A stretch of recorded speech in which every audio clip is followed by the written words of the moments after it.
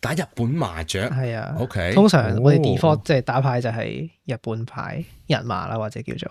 如果我覺得對日本文化或者日文有興趣嘅人，可能都會有少少興趣咯。對於呢個嘢，即係我哋會 focus 喺一啲呢個 game 裏邊一啲語言有關嘅題目咯。呢個 game 裏邊係啦，呢個即係 board game 我諗我哋嘅聽眾in general 都對日本文化有興趣，同埋我覺得如果你講到我都明嘅話咧，咁應該就大家都會明㗎啦。係點解咧？因為我真係唔識麻雀啊。係啊，我覺得佢比較得意嘅嘢係，因為始終即係麻雀係，其實喺日本嘅歷史係好短嘅，係近我諗百幾年嘅事嚟嘅。百幾年算唔算？好似係有冇百幾年我都唔知有冇，因為佢係二戰後先至出。1924年嘅時候，真係啱啱100年前到，咁就將呢一個麻雀呢樣嘢帶咗去日本，咁之後佢就慢慢自己發展咗自己嘅規則啦。咁所以咧，佢嘅嗰啲術語咧，好多咧，唔係用日文自己嘅音讀啊，或者訓讀啊，去講嗰啲 term 嘅。譬如嗰啲牌嘅名，譬如我哋有同、索、萬，跟住有1至9，一同、二同、三同、4索、5索、6索。7萬、8萬、9萬咁樣啦，咁有呢啲咁樣嘅牌啦。咁平時我哋即係漢語咁唔會諗噶嘛，總之你咁讀咪咁讀咯。但係日文裏邊點讀咧？唔知你有冇人有 idea 咧？哦，我好似聽過你講，係嘛？你記得幾多啊？唔爆響口住啦。睇下聽眾有冇人知道？我記得個重點係唔知阿 Sam 知唔知道？你個名係片假名嚟嘅，問咗你先。阿 Sam 打抽同學答問題，抽書，好彩啊！而家我哋 live 要抽書，打緊字，要問大家識唔識？阿 Sam 話打緊字，佢話 share 緊一個整呢個冇獎問答比賽。咩係豆知識啊？係咯，咩叫豆知識？豆知識，即係有唔同嘅豆嘅一啲科學嘅常識咁。係咪咩 Yahoo 知識家嗰隻豆？嗰粒豆啊嘛？嗰粒豆。死啦！係咪暴露年齡啊？呢個你哋以前 Yahoo 知識家去到邊個等級？我冇乜，我係睇嘅咋，我冇乜答嘅。首先我記唔記得咧？我個粒豆好得意嘅，好中意嗰啲豆嘅樣嘅。有 Yahoo 知識係咪有得交問？我就係專登去睇人哋啲交問咁樣，跟住啲人就會交答嘛。跟住嗰個人就會揀一個最交嘅答案出嚟。哦，阿 Sam 話佢喺日本淨係打香港牌啫，唔識日文。咁而家人哋喺日本打香港牌，你喺英國就打日本牌，即係想點先？但係冇得打英國牌喎。英國牌點解唔打英國牌？有美國牌。英國牌係咪咩微軟嗰個咩 matching 嗰個遊戲？哦，即係呢個係呢個係好多喺呢度嘅人都會以為佢自己嘅孖裝，即係話我同人講啊，我玩麻雀嘅，我話嚇我都有玩過，原來佢講嘅就係嗰一種 matching game 嗰個麻雀咯，自己喺電腦度一個人喺度撳。係我第一次開個遊戲出嚟嘅時候，覺得好 shock，咩嚟㗎？呢個完全唔認得。呢個係我唔識打麻雀，但係我知麻雀咩嚟㗎。呢個係嗰啲咧你有時去飲啊之類咧，你小朋友嘅時候你唔識打麻雀，然之後你就會揾啲麻雀喺度砌嚟砌去嗰啲咯，嗰啲 game 咯。砌 LEGO 係啊，會砌啲樓出嚟，或者當層層疊咁玩咯。咁啊，以色列，你想唔想講下你所認知嘅日麻裏邊嘅 term 係點樣嚟嘅咧？係咪佢係用日文讀普通話音啊？係啦，冇錯啦。咁因為佢係1924年先至帶嚟啦，咁所以佢嘅嗰陣時嘅普通話或者官話啦，嗰陣時未有普通話，咁都係同而家都好類似啦。咁所以佢同子、索子、萬字咧，佢叫做餅、索同埋萬。咁所以1、2、3、4、5咧，佢係一餅、兩餅、三餅、四餅、五餅咁樣一路落去咯。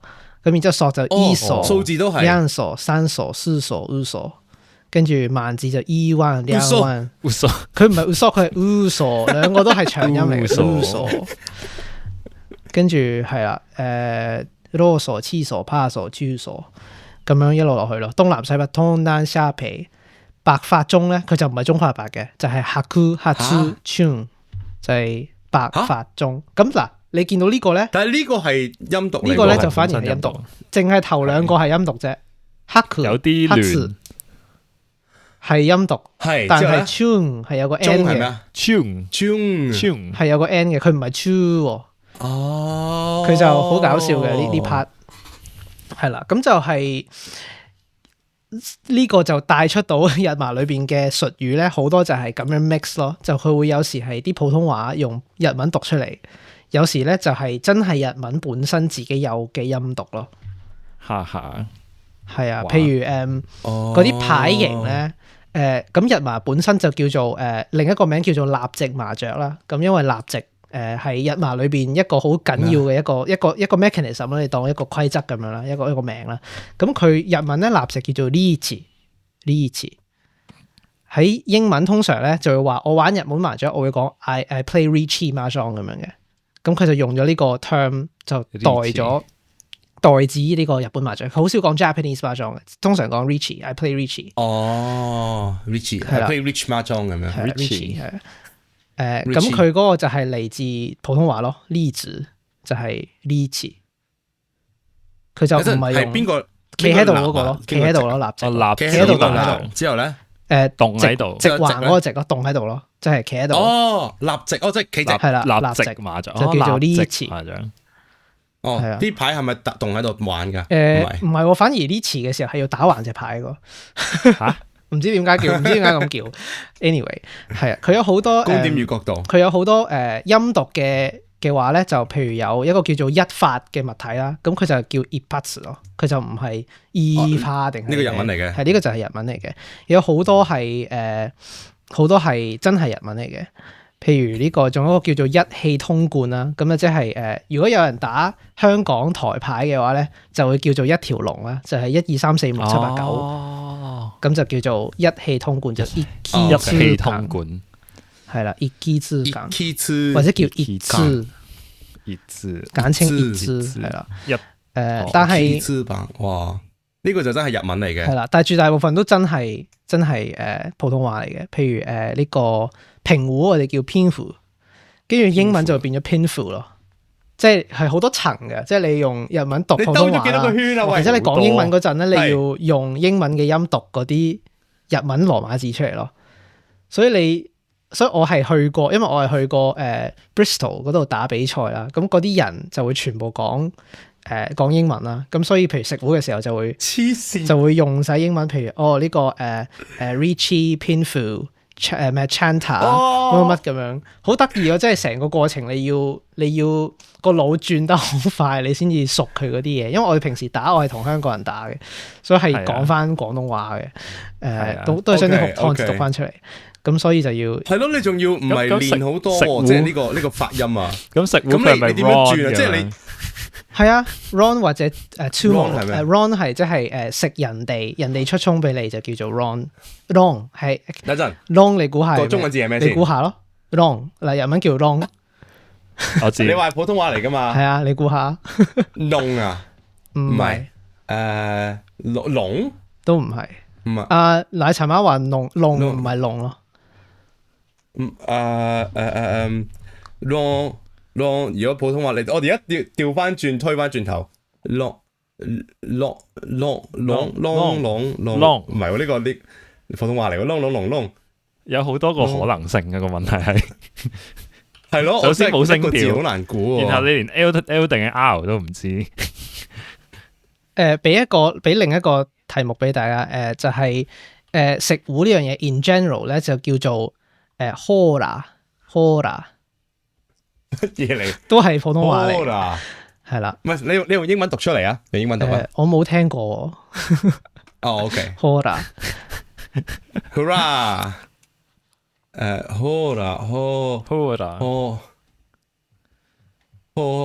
係啦。阿 Sam 係答啱咗，阿 Sam 答啱咗，係就係和了啊。係咪？好啦，或者糊啦，即係識啦咁樣。就係 hora，就用呢兩個漢字和了嚟寫咯。咁啱啱我講嗰個咁但係 wrong wrong 係咩咧，就係阿 Cassie 講嘅榮啊，榮耀個榮啊，wrong 啊。哦，即係 R 嚟嘅。係啊哦， wrong 諗緊 L 添。係係啦，榮咁然之後字魔咧就係得意 sumo，咁呢個就好容易斯摩 get 到咯。 ，OK，係啊。英文就要即 sumo 咯，變咗。咁斯摩你變咗咁你點有雙旁點樣講啊？你點樣溝通啊？即係你如果你作為一個廣東話嘅人，你知道個漢字係咩？即係你要首先去普通話咁樣讀，然之後日本人會點樣 interpret 嗰個讀音，然之後英國人會點樣 interpret 呢個日文嘅讀音。係啊，我要學㗎，我仲要係本身係啲三僻嘅字嚟。我去比賽之前唔係字但係詞咯。係特登去睇一睇英文，即係用拉丁字母串出嚟係點樣，然之後我再去學一學咯，學佢哋啲術語咯。即係譬如有樣嘢叫當係術語咁學。運傳帶腰4個字啦，咁佢哋簡稱會簡稱做傳帶，就要讀做 chanta 咯。咁英文就係 chanta。哦 Chanta， chanta 完全係認唔到啊，大佬，隔咗太多層，冇可能認到喎。即係係好多你好多層由好普通話變成日文，跟住再縮寫，然後再變成英文。係啊，其實咧，我諗起咩咧？就係你學芭蕾舞嘅話咧，嗰啲術語都係法文，咁但係即係喺一個英語嘅 context，會用啲好奇怪嘅英文發音嚟到發嗰啲法文啦。係啊，之後如果我走去聽嘅話，我會聽唔明。即係有時聽啲人練芭蕾舞咧，嗰個老師就嗌逐個動作嗌個名出嚟，我話咩嚟嘅法文嚟嘅呢個真係完全口音太重。係啊，即係大家口音太重，慣咗咁樣講，但係同本身嗰個語言係爭差天共地咁樣，你就可以由個端倪。係啊，如果我用法文讀嘅，我聽唔明噶嘛。係啊，係啊，係啊，係啊，係啊，即係已經變咗咯，變係啦咗即係佢借咗變成詞入去咗英文。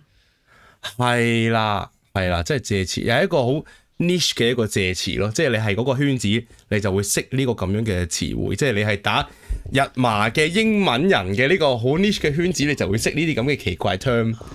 就其實基本上你唔需要理會本身係咩意思嘅，係咁係啊，但係你識用係啊，即係其實我講芭蕾舞嗰啲都係啦，你唔需要知佢本身係咩意思噶嘛，你知佢喺嗰個 context 係咩動作。咁譬如話 jeté 咁樣，咁佢都唔係，如果法文就係掉咗嘅意思啦。係啊，咁但係其實佢唔係掉去跳啊嘛。咁touche 所以係咯， touche 係啊 touche， touche 即係 déjà vu 咯 déjà vu，déjà vu 啊，啲人會講 déjà vu déjà vu，déjà vu， vu 用嗰個 goose vowel 係嘛？ déjà vu。